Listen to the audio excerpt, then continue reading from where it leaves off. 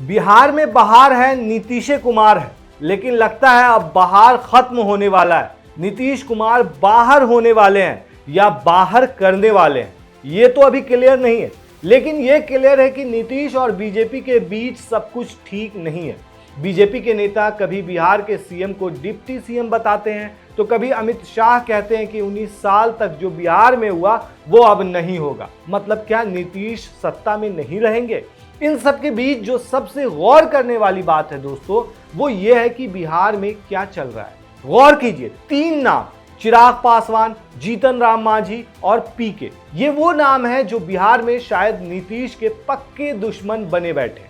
चिराग पासवान खुलकर बीपीएससी छात्रों के सपोर्ट में आए, तो वहीं पीके भी धरना स्थल पर तो बैठे ही, साथ ही नीतीश कुमार के मानसिक संतुलन खोने तक की बात कह दी। वहीं जीतन राम मांझी ने खुले तौर पर बगावती तेवर अपनाए। केंद्रीय मंत्री जीतन राम मांझी ने कहा कि जब हमारे कार्यक्रम में भीड़ आ रही है, जनमानस हमारा है, वोटर हमको वोट देने के लिए तैयार है, तो फिर सीट क्यों नहीं मिली? मेरा एक ही प्रश्न है, हम फरियाना नहीं चाहते हैं कि हमको इतनी सीट दे दो, लेकिन हम कहते हैं कि जो वजूद है उस आधार पर सीट दो, हमको कोई फायदा नहीं है। आपके लोगों फायदे के लिए कह रहे हैं, लगता है कैबिनेट हमको छोड़ना पड़ेगा। इतनी बड़ी बात उन्होंने कह दी बीजेपी के लिए, खासकर देखा जाए तो एनडीए के घटक दल में वो शामिल है। तो क्या ये तीनों चाह रहे हैं कि नीतीश कुमार को सीएम की गद्दी से उतार दिया जाए? और जिस तरह से अमित शाह का बयान सामने आया, वो भी कहीं ना कहीं नीतीश के लिए इशारा है। वहीं ऐसा नहीं है कि नीतीश इन सब से बाखबर नहीं है, बेखबर तो होंगे नहीं, उनके भी तो दिमाग में कुछ न कुछ खिचड़ी पक रही होगी।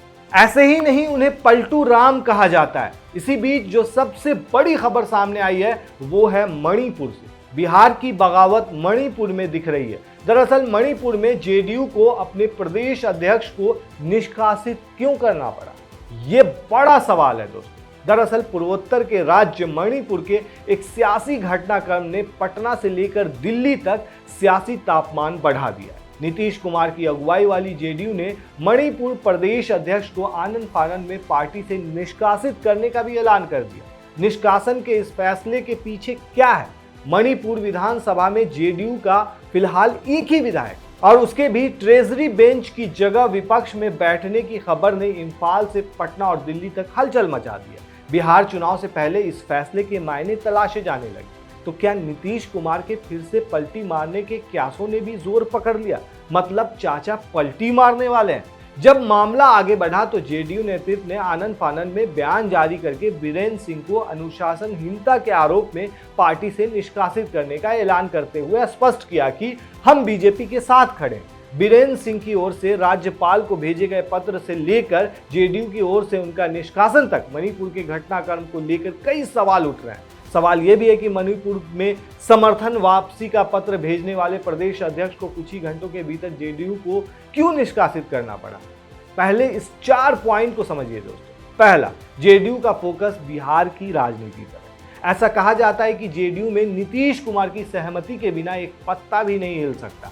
मणिपुर में समर्थन वापस के फैसले को भी सीएम नीतीश से जोड़कर देखा जाने लगा है। गौर कीजिए दोस्तों, और क्यास तो उनके फिर से पाला बदलने, एनडीए से एग्जिट करने तक के लगाए जाने लगे।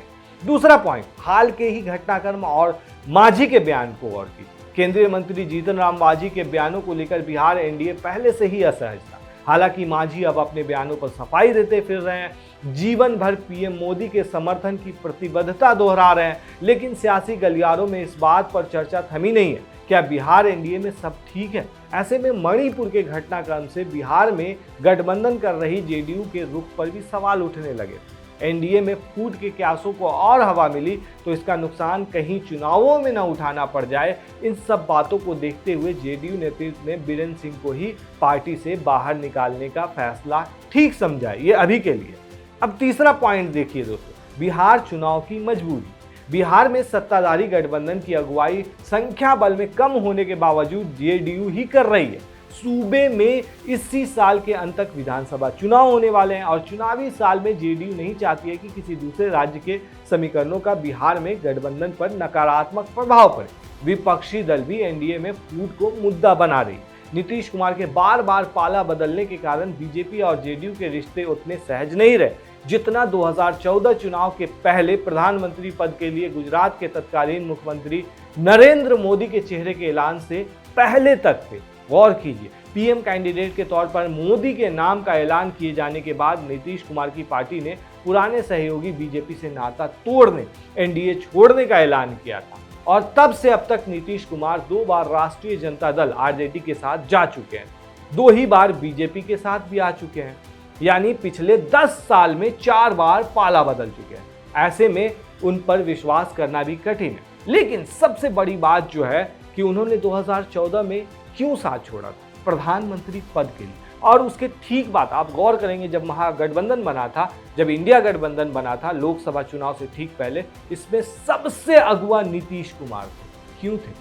क्योंकि ये माना जा रहा था कि उन्हें इंडिया गठबंधन एक तरह से पीएम फेस बनाएगा, और इसी वजह से उन्होंने 2014 में एक तरह से एनडीए का साथ छोड़ा था, मतलब बीजेपी का साथ छोड़ा था, और उसके बाद इंडिया गठबंधन में शामिल हुए थे। लेकिन जब उनको सूर सार नहीं दिखा ऐसा, तो वो फिर वहां से छोड़ करके एनडीए में आकर के शामिल हो गए। लेकिन अब जो सुर दिखाई दे रहा है, अब जो सर पे चुनाव है बिहार का, उसको देखते हुए कहीं ना कहीं ये माना जा रहा है कि नीतीश कुमार फिर से पाला बदलने की फिराक में तो नहीं है, क्योंकि आरजेडी, जिस तरीके से लालू प्रसाद का भी बयान आया कि वो नीतीश कुमार को फिर से गले लगाने के लिए तैयार है, तो उनके लिए तो राहें खुली हुई है। वहीं अगर उनके साथ एक तरह से देखा जाए तो चंद्रबाबू नायडू भी अगर साथ में आ जाते हैं, टीडीपी अगर साथ में आ जाती है, तो कहीं ना कहीं केंद्र की सत्ता पर भी इसका अच्छा खासा असर पड़ेगा। फिलहाल तो बिहार के चुनाव पर अगर गौर करें तो अगर ऐसे समीकरण बदलते रहे तो बिहार की सत्ता में भूचाल आ सकता है और पूरा एनडीए का खेमा भी बिखर सकता है। आपको क्या लगता है दोस्तों, क्या बिहार चुनाव से पहले नीतीश कुमार पाला बदल लेंगे?